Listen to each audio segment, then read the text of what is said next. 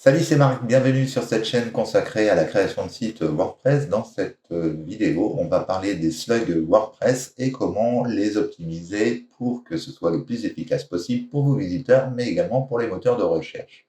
Si vous ne savez pas ce que c'est un slug, pas de panique, on va regarder ça ensemble pas à pas. En attendant, je vais vous expliquer ce que c'est un URL pour bien comprendre la position du slug dans l'URL. C'est parti! Avant de parler plus en profondeur des slugs, il faut déjà comprendre ce qu'est un URL. Donc on va déjà regarder vite fait en quoi consiste un URL et comment il est composé.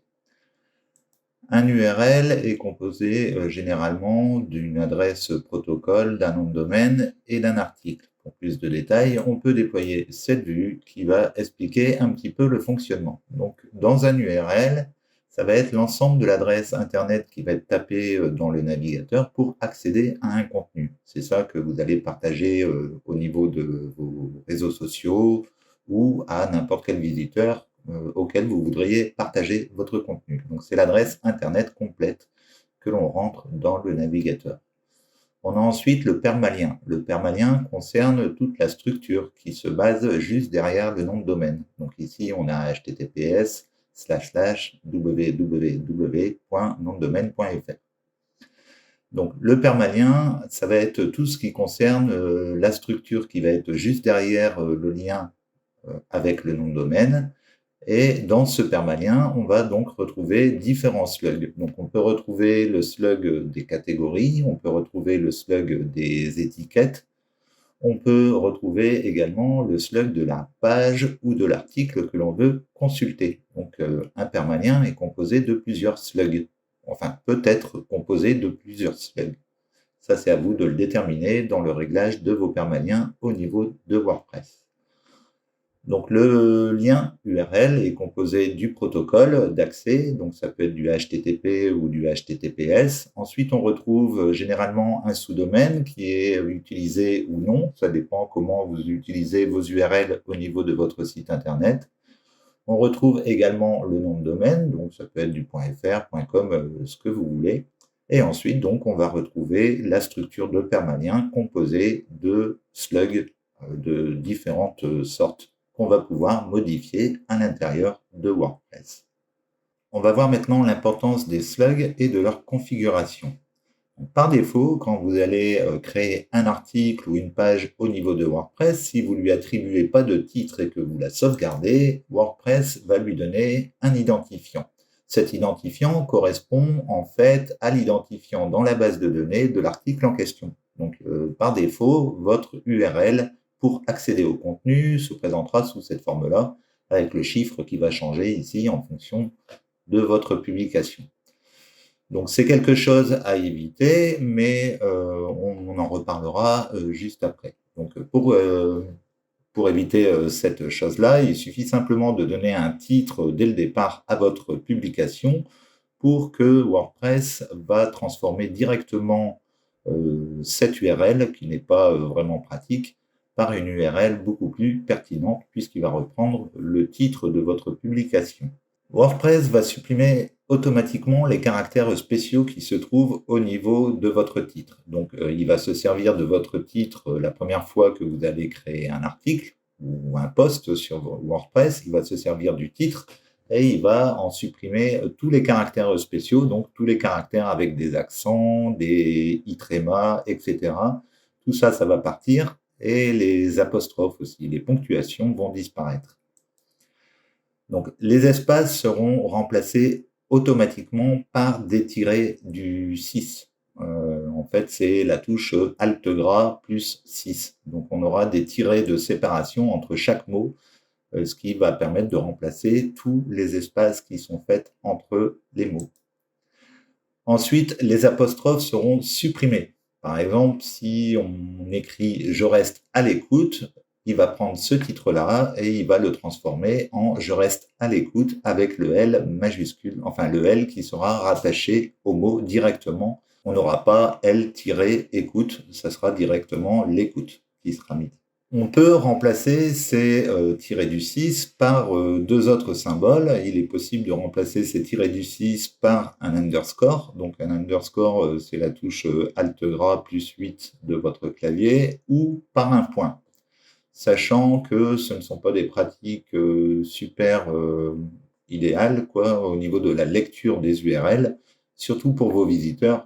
Donc, c'est des pratiques qui sont plutôt à proscrire. Restez plutôt avec des tirets du 6 pour séparer chacun de vos mots. Mais si vous mettez ça dans votre URL, vous n'aurez pas d'erreur au niveau de votre URL. Elle fonctionnera quand même. En résumé, pour avoir un bon slug, c'est toutes les lettres en minuscules, les caractères spéciaux qui sont supprimés et tous les mots séparés par des tirets du 6 et ensuite les apostrophes que vous accolez directement au mot concerné si vous souhaitez le garder. Nous revoici sur WordPress. Donc avant de commencer, on va déjà s'assurer d'avoir les mêmes réglages. Donc pour ça, vous allez ici au niveau de réglages et vous allez au niveau de la structure des permaliens. Ici, vous allez choisir titre de la publication, vous le cochez et ensuite vous cliquez sur enregistrer les modifications. Je ne vais pas rentrer dans le détail des permaliens, c'est juste pour avoir les mêmes résultats que moi à l'écran. Donc ici, on va aller sur article, je vais cliquer sur ajouter. La première fois que vous allez créer un article, vous allez avoir un URL qui va être identifié ici. Quand vous cliquez dessus, vous allez pouvoir ici accéder à cette URL directement en cliquant sur le petit raccourci qui est sur le côté, ce qui vous permet de créer la publication. Pour le moment, on est sur une erreur 404, étant donné qu'on n'a pas publié la publication. On ne l'a ni enregistré en tant que brouillon, ni enregistré en tant que page ou contenu. Donc, c'est pour ça qu'on arrive sur une page qui n'existe pas, malgré que l'URL ici soit bonne. Donc, ce qu'on peut faire, c'est enregistrer dans un premier temps ce brouillon. Alors, ce qui se passe, c'est que si vous créez un article comme ça et que vous oubliez de mettre le titre de la publication, admettons ici, vous commencez parce que vous êtes motivé à taper votre contenu, et par une motivation soudaine, vous cliquez sur publier ou enregistrer brouillon. Ici, je vais publier même directement. On peut aller voir l'article. Et on va se retrouver ici avec un URL qui ne va pas être génial puisqu'il va comporter l'identifiant de l'article. Donc, on a ici la possibilité maintenant qu'on a publié l'article de modifier cette URL en cliquant sur l'élément à nouveau ici. Mais cette fois-ci, comme l'article a été publié, plutôt que d'arriver vers la page concernée, on va pouvoir ici lui donner un nom. Donc, on va pouvoir mettre par exemple mon titre. On aura de cette façon un URL qui sera déterminé comme ici, beaucoup plus lisible pour les visiteurs et également pour les moteurs de recherche. Donc généralement, on met un mot-clé ici à cet endroit et ce mot-clé doit correspondre en général, si vous voulez bien vous classer, au mot-clé principal de votre page et également au contenu qui est à l'intérieur de votre page. Donc, une fois que vous avez fait la modification comme ceci, on va pouvoir mettre à jour. Si on essaie d'accéder à l'ancienne page qui est ici, par exemple, si je rafraîchis, la redirection est directement faite par WordPress. Donc après, si vous avez des problèmes de redirection ou que vous voulez être sûr de ne pas avoir de problème au niveau de vos permaliens, l'extension que je vous conseille d'installer dès que vous faites une installation de WordPress se nomme Redirection. Moi, c'est la première extension que j'installe sur tous mes sites et ça permet en fait d'éviter les erreurs 404 sur votre site, ce qui vous permet de conserver toute l'énergie qui est donnée par Google au niveau de votre site et non pas de l'envoyer dans la nature. Donc, je vous conseille de mettre cette extension d'office sur votre site pour rediriger correctement les URL à l'intérieur de votre site internet. Ceci étant dit, donc on retrouve ici mon titre. On va voir aussi que WordPress va remplacer les caractères spéciaux. Si j'avais marqué bienvenue à l'école, hop, j'enregistre et on peut voir ici qu'on a bien bienvenue-à-l'école avec l'école qui est rattachée directement à l'URL. Donc on va avoir comme ça le formatage du slug qui va être fait correctement par WordPress d'origine.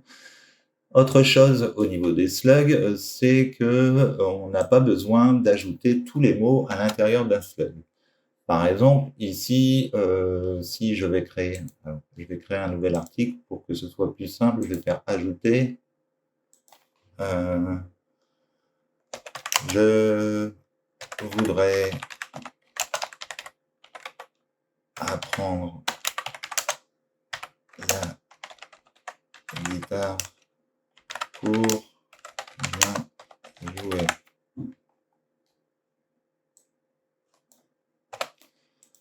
Voilà, si on avait un titre à rallonge comme ça, on pourrait publier.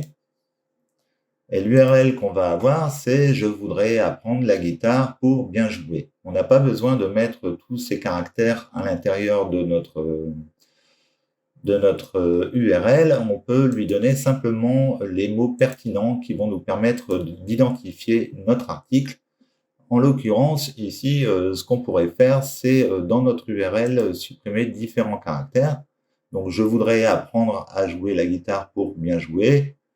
On peut garder simplement apprendre. Ici, on peut garder simplement guitare. Et ici, on peut marquer jouer. Voilà. Apprendre, jouer, guitare. Ou on peut remanier l'URL en mettant guitare juste après. Par exemple, on aurait pu mettre ici X et V. Voilà. Apprendre, jouer, guitare. Donc le but ici, c'est de retirer tous les éléments qui ne vont pas être utiles, c'est-à-dire tous les prépositions, etc. Ça ne sert à rien de les ajouter à l'intérieur de votre URL, puisque Google va très bien comprendre de quoi il s'agit en lisant l'URL et également le contenu de votre article. Autre chose qu'il faut savoir, c'est que si jamais vous avez créé un titre comme ça et que vous comptez le modifier, si jamais, admettons ici, je souhaitais supprimer bien pour changer mon titre, si je fais une modification du fichier, on voit ici au niveau du permalien que notre slug n'a pas changé du tout. Donc pour pouvoir faire la modification, il faudra vraiment faire la modification à cet endroit, sinon ça ne sera pas pris en considération par WordPress. Donc une fois que vous avez publié une première fois avec un titre, le slug est à changer si jamais vous faites une modification au niveau du titre. On a vu comment changer les slugs au niveau des articles et également au niveau des pages. On va se rendre maintenant au niveau des différentes pages. On a aussi la possibilité de changer le slug directement en cliquant ici sur modification rapide. Et ici, on va pouvoir changer directement le slug de l'article en question pour éviter de rentrer dans la publication et le modifier. On a aussi la possibilité de changer les slugs au niveau des catégories en cliquant directement sur la catégorie ici. On va retrouver les différentes catégories qui sont proposées au niveau du site internet. On peut faire la même chose pour les étiquettes. Donc après, pour modifier, il suffit de sélectionner la catégorie ou l'étiquette en question en cliquant sur modifier. Et ici, je vais pouvoir changer le slug de la catégorie en question. Par exemple, ici, j'ai fait une erreur, j'ai oublié un R. Je peux rajouter un R et mettre à jour pour changer le slug de notre catégorie. Donc faites attention quand même, vérifiez toujours que l'ancienne catégorie n'existe pas, enfin que votre slug que vous avez modifié n'existe pas en ligne et qu'il y a bien une redirection qui est faite vers le nouveau contenu. Sinon, vous allez avoir du contenu dupliqué, c'est-à-dire que vous aurez deux fois des pages avec le même contenu qui seront présents au niveau de Internet. Et ça, c'est très mauvais pour votre référencement. Donc, mettez l'extension, comme je vous ai dit, redirection et vérifiez avant de changer quoi que ce soit dans redirection, si ce n'est pas fait automatiquement, vérifiez directement dans votre navigateur les deux URL pour voir s'il y a bien une redirection qui est faite au niveau des URL. Voilà, j'espère que cette vidéo vous aura plu. Si vous avez aimé, n'hésitez pas à liker, à commenter et à partager. N'hésitez pas non plus à cliquer sur le lien qui se situe sous la vidéo pour accéder au guide des essentiels de WordPress, un guide qui va vous permettre de connaître les différentes extensions WordPress, WooCommerce et Chrome pour votre productivité et également pour la création de votre site web.